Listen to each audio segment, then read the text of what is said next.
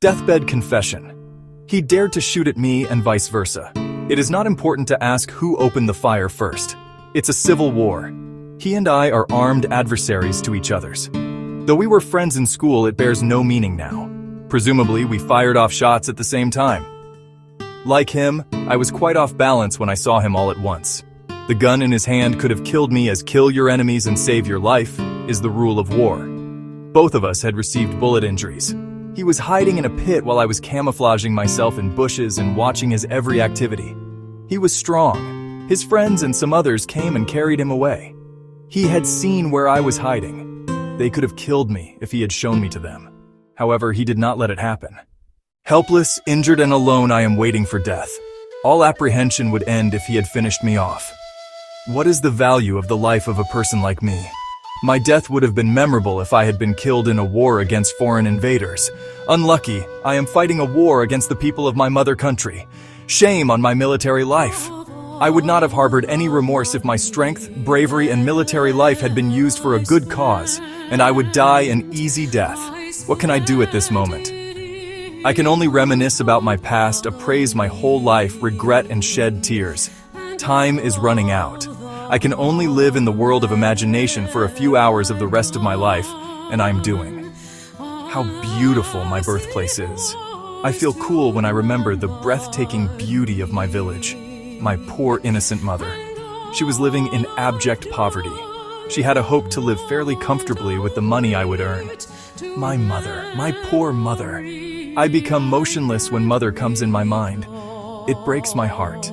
It causes me pain more than a bullet injury. Like mother, what has become of Fulmaya, my wife? I can only heave a sigh of pain. Sigh, anguish, pain, agitation, restlessness. Are they the ultimate achievements of life? I wonder if I must remember my small kids. Even if I remember them and bless them, it has no meaning. What's the use of blessings when I will be in this world no more to support them? Anyways, the sun will rise and a bright day will come. Won't the light of the sun and its warmth fall on my children's body?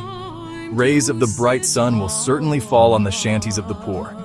I wish to see the shining sun. I pray the fog and the mist would lift and the damp night would end. Will my villagers be sad to hear my death? They are sure to feel bereft because I was brought up by them. They may not be that dejected because, for them, I am fighting for protecting hurdles to their happiness. I cannot be a martyr as I have fought for the sake of some money.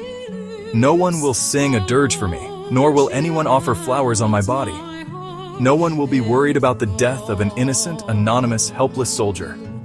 I have realized that the death in this quiet and secluded place is interesting. Not a single soul is here to care for me and express sympathy. I am lying in a pool of blood. I am waiting for my death, staring fixedly. My death is a low death. I am dying a shameful and anonymous death. I had not been so ugly-minded and cruel before I joined the army. I remember how emotional and sensitive I was when a puppy was killed by me in vain. Can I make it rise from the grave? No, I can't. I was of the opinion that I had no right to kill others if I could not give them a new lease of life. One can join the army only at the stake of intelligence, wisdom, and kindness. I used to be too proud to see the villagers taking fright at me and my gun.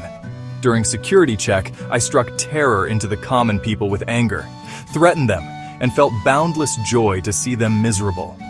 I was stimulated to shoot the gun anytime it came to my hand. During patrol, I suspected everyone as a rebel. I had an illusion that all others were assistants of the rebels. Once I had opened fire at the villagers who had gone to the jungle to collect fodder and dry wood. 3 of them died on the spot while many others received bullet injuries. Next day, the news came in the radio and newspapers that rebels were killed in an exchange of fire. I was promoted. Though I was perplexed in the wake of killing innocent lives, the promotion instilled high spirits into me. Many events of this kind took place in the military life. More people were killed in the search operation than in exchange of fire. I never forget the eyes of a pregnant woman who was among those I blew away. Her eyes, as I ruled out her motherhood, often ask me in my sleep, "Why did you commit the crime of depriving the baby in my womb of its right to be born?" I used to think that I might be killed as I killed many others. I also thought that I would have to murder many people before I was finished off. I was so crazy about war that I could not think about anything, but the chances of killing others and being killed. I was made crazy about war. Perhaps all the war-dedicated soldiers have the madness of this kind. What is my crime?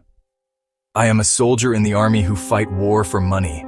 Guilty are those autocratic rulers who made soldiers inhumane, animalistic, and cruel, and used them against the people of their own country. Soldiers are disciplined and obedient like robots. They are dutiful.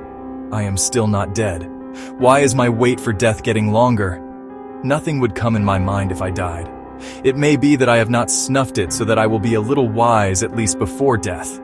I have remembered all my neighbors, villagers, kith and kin and friends. He fired at me. He was a rebel.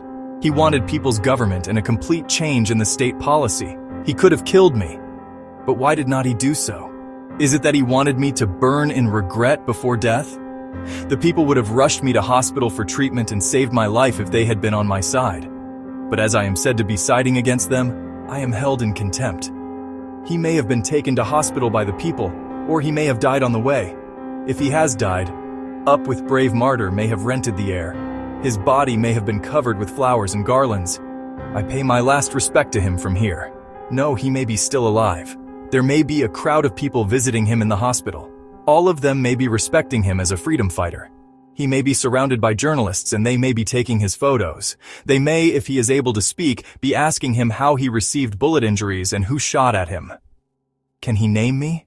No, he may not take my name, but he may tell them that a hired soldier had shot at him. He is a winner. I'm a contemptible character. I do not want my name connected with him. With the death approaching near, my thoughts have become free. An army man has no personal view. As he follows order and discipline, he does not work with his own discernment. However, my mind has started working now. Time moves ahead. It cannot come back. Regressive forces try to turn the clock back. Their obstinacy has caused the death of the innocent people like me in vain. I am a regressive soldier.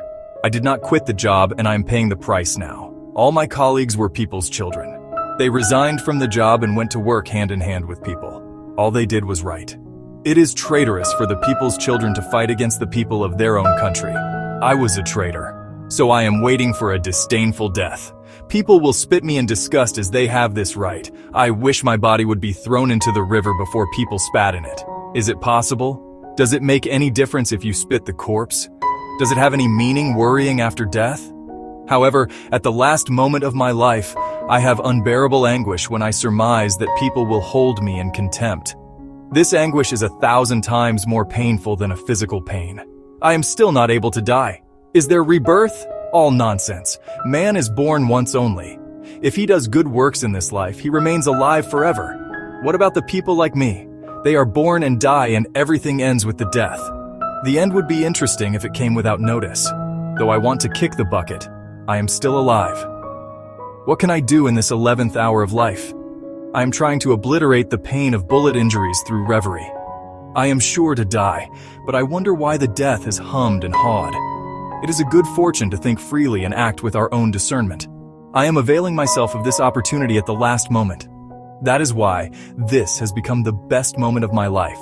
This is the last moment of my life. The worldly feelings of love, affection, hate, greed, avarice, sin, anxiety, and hunger are going to leave me. How light I am. I feel as if I am going to wander high in the limitless sky. I could not, or was not allowed to, live the way I liked. Though I was always confined to others' interests and their rules, it is the first and the last time that I have been free. It has occurred to me that death is pleasant. Death is great. I am requesting the death which frees us from all kinds of troubles, to come early and take me away. I am bidding last adieu to all.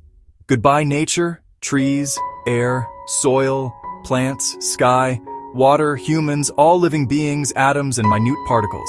I wish all well. I am highly elated. I am going to be insensible eternally and embrace death. Now it is useless to agonize over what is meaningful or meaningless. The ultimate truth of this worthless life is death. I am dead. I am at rest.